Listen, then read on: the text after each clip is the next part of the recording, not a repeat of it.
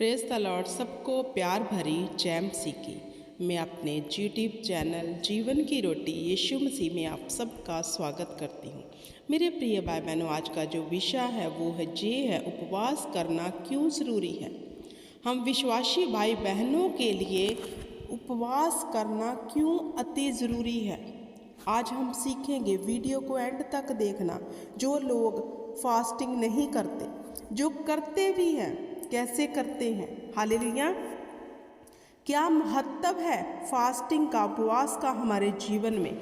Hallelujah. According to Bible. Hallelujah.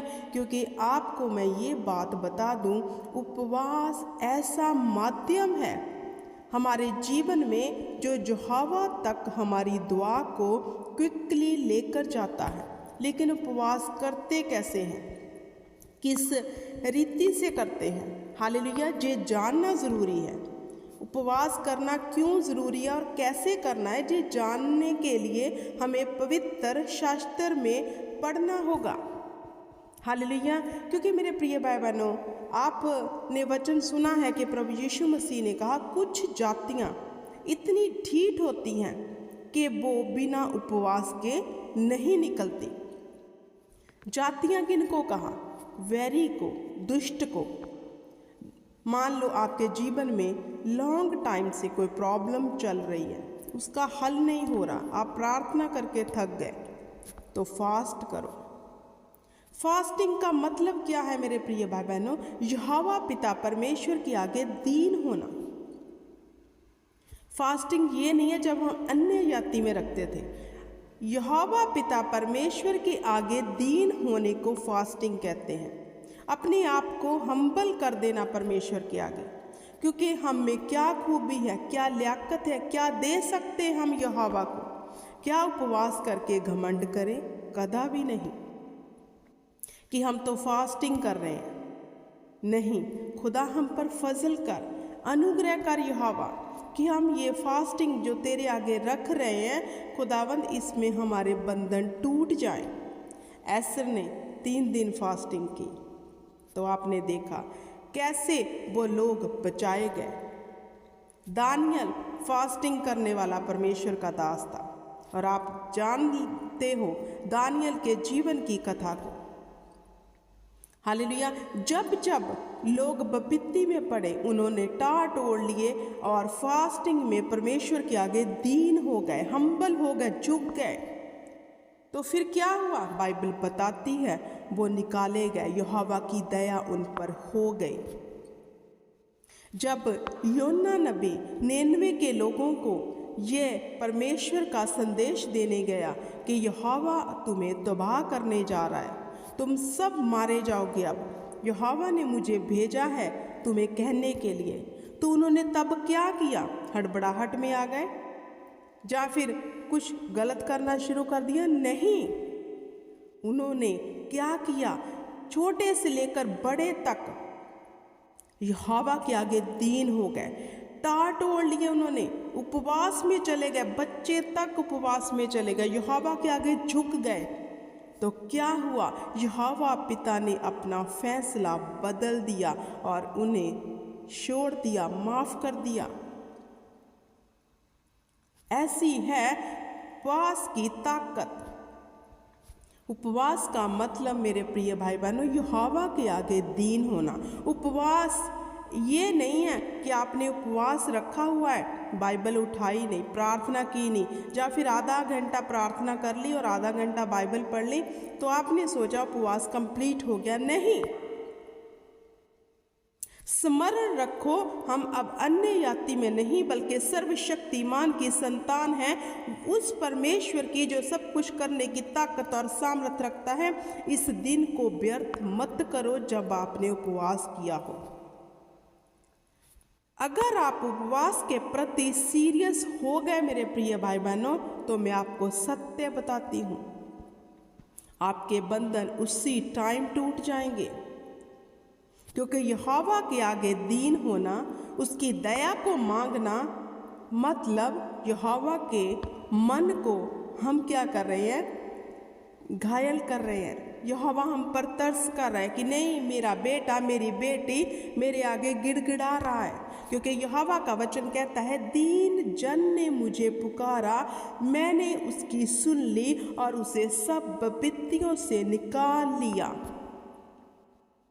उपवास वाले दिन जितना हम्बल हो सकते हो यहोवा के आगे दीन बनो, धर्मी का जीवन जीना सीखो, क्योंकि धर्मी जन के ऊपर बहुत से आशीष रहती है। यहोवा का वचन कहता है आशीर्वाद होते हैं धर्मी जन के ऊपर। धर्मी जीवन हमें बिताना है। हमें उपवास दिखावे के लिए नहीं करना मेरे प्रिय भाई बहनों, कि हमने दिखावा किया करना है, नहीं, क्योंकि यहोवा दिल और गुर्दों को जांचने वाला परमेश्वर है। वो जानता है कौन किस रीति से मेरे आगे आ रहा है। हमें अपने आप को कुछ ना समझते हुए परमेश्वर के आगे निन्यानवे के लोगों की तरह दुआ करनी है, प्रार्थना करनी है, उपवास रखकर कि यहोवा हम पर फजल कर दे। हालेलुया। क्योंकि यहोवा जब उन्हें तबाह करने वाला था, उन्होंने उपवास में जाकर यहोवा के आगे दुहाई दी, दीन हो गए, माफ़ी मांगी। उपवास करो ऐसे कि यहोवा हमारे उपवास को स्वर्ग में स्मरण करे। ये ऐसा उपवास नहीं कि आपने उपवास रखा और घंटों किसी की निंदा कर रहे हो, चुगली कर रहे हो, दोष लगा रहे हो, इधर उधर की बातें कर रहे हो, फिर शाम को आए थोड़ी सी बाइबल पढ़ी, प्रार्थना की और फास्टिंग खोल ली। इसका कोई मतलब नहीं, आप अपना टाइम खराब कर रहे हो। मैंने पहले भी बताया, फिर बताती हूँ, उपवास का मतलब मेरे प्रिय भाई बहनों यहोवा के आगे दीन होना है। हालेलुया। उपवास का मतलब ही अपने आप को तोड़ना है, क्योंकि यहोवा ने कहा टूटे मन वालों के ऊपर मैं दया करता हूँ। टूटे और पिसे मन को यहोवा तुच्छ नहीं जानता। जबूर में यहोवा के दास दाऊद ने लिखा है कि वो टूटे और पिसे मन वालों को तुच्छ नहीं जानता।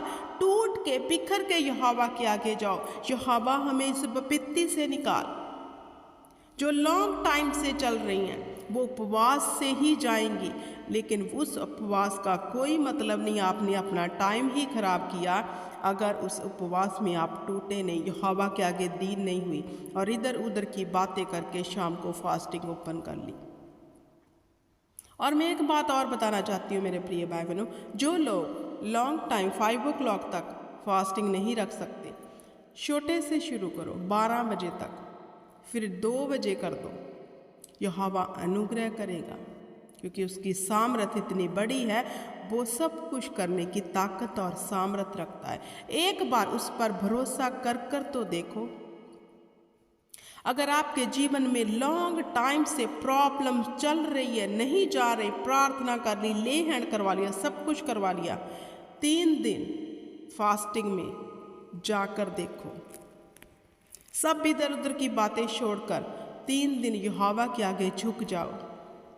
मैं आपको सत्य कहती हूँ, यहोवा का हाथ आपके ऊपर आ जाएगा, क्योंकि वो टूटे और पिसे मन को तुच्छ नहीं जानता। जब आप दीन होकर यहोवा को पुकारोगे तो उसने कहा मैंने तेरे गिड़गिड़ाने को सुन लिया है, वो फिर हमारा गिड़गिड़ाना सुन लेगा। कहो उपवास रखकर, यहोवा हम पर दया कर, यहोवा हम पर दया कर, क्योंकि उसका वचन मेरे प्रिय भाई बहनों कहता है मेरी दया ही तेरे लिए काफ़ी है। यहोवा हम पर दया कर, इस सिचुएशन से हमें निकाल दे, हम थक गए यहोवा, तू अगर दया करे तो हम निकल सकते, और हम चाहते हैं यहोवा कि तू हम पर दया कर। हालेलुया। तो देखना यहोवा पिता जो दयालु कृपालु परमेश्वर है, वो हमारे जीवन में कितनी बड़ी दया करता है। हालेलुया। क्योंकि यीशु मसीह ने कह दिया कुछ जातियां बिना उपवास के नहीं निकलती।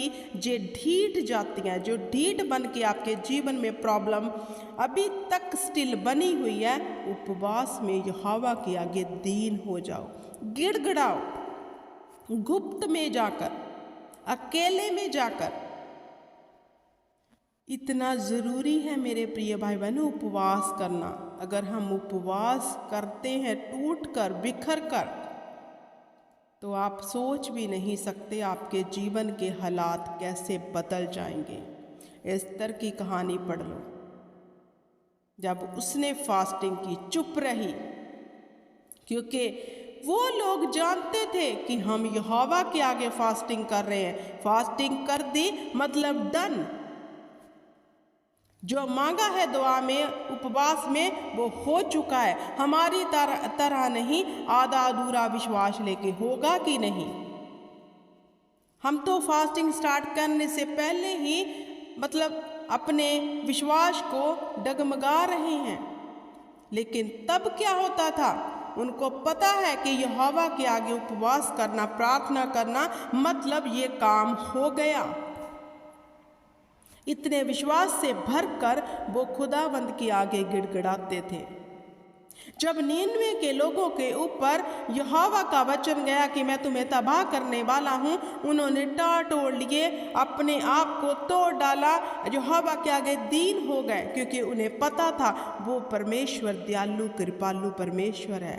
अगर हम अपने गुनाहों की तौबा मांग लेंगे, अपने आप को तोड़ देंगे यहोवा के आगे, अपने आप को यहोवा के आगे रखकर दीन कर देंगे, हमारी सुनी जाएगी। वो जानते थे ये बात। क्या हम नहीं जानते? या फिर हमारा विश्वास परमेश्वर के ऊपर पूरा ही नहीं है, आधा अधूरा है? हालेलुया।